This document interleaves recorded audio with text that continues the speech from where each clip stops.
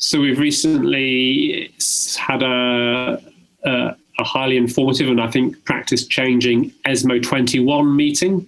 Most of us attended virtually, although there were some people physically present in Paris this year, which is good to see.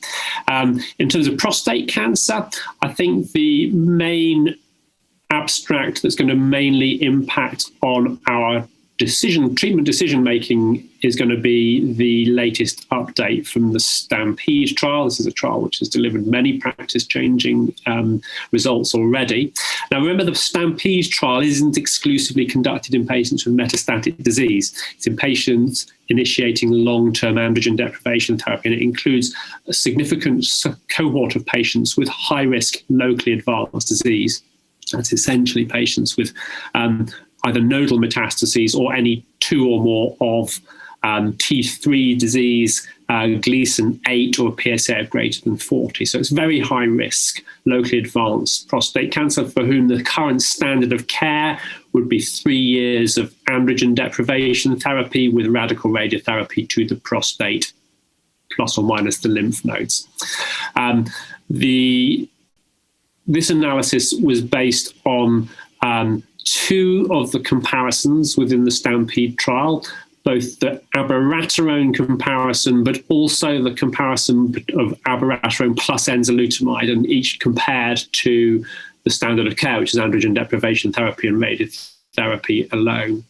So it was a combined analysis of those two groups of patients, looking purely at this M0 subpopulation.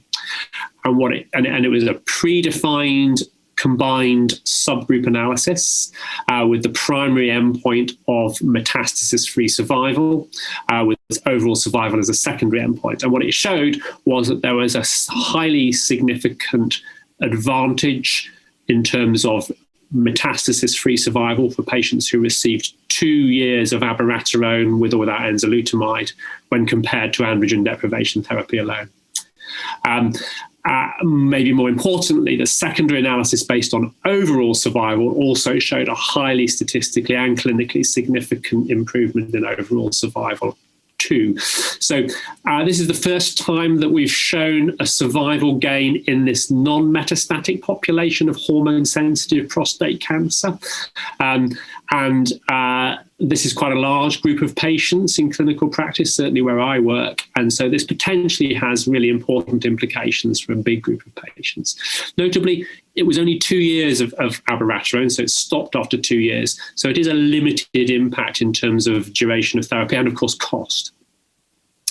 The second abstract, which I think may well change practice, although I think there's still quite a lot of head scratching about, is the results from, again, a subgroup analysis, but of the Peace 1 trial. So it's European, it's actually a factorial designed trial, and it's addressing various different questions. But in this particular question, it's addressing, again, the question of whether adding abiraterone to androgen deprivation therapy improves outcomes for patients with de novo metastatic prostate cancer. This is patients who have metastases at the time of first diagnosis. Now, this study was adapted fairly shortly after it started, when docetaxel became a standard of care. So approximately half the patients received docetaxel. This is a pre-planned and powered analysis for the patients who received docetaxel and then either abiraterone or not abiraterone. And what this showed was that there was a survival advantage to giving abiraterone. Now, this is novel because previous studies have failed to show an advantage for adding in androgen receptor targeted therapies to patients who had also received docetaxel. And so therefore, if the conclusion from this trial is that if you're giving the patient docetaxel for metastatic hormone-sensitive prostate cancer, they would be better off also receiving abiraterone. Now, of course, what it doesn't answer is whether the docetaxel is important. What we would really like to see is a trial of abiraterone for everybody, plus or minus docetaxel. So it doesn't actually answer the question as to whether patients should get both treatments. And so, which is why I say I think this is going to cause a little bit of head scratching before it changes practice.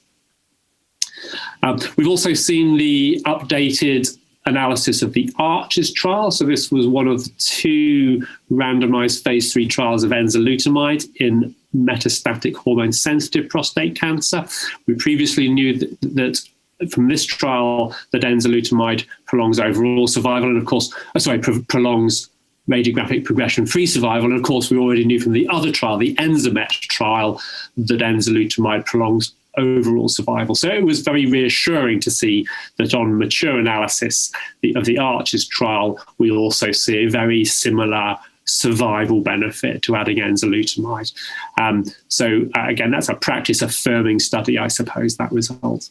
The only other data of potential impact, I think we saw the quality of life data from the VISION trial. So that was the randomized phase 3 trial of PSMA lutetium, which we saw the primary survival and radiographic progression-free survival results from earlier in the summer.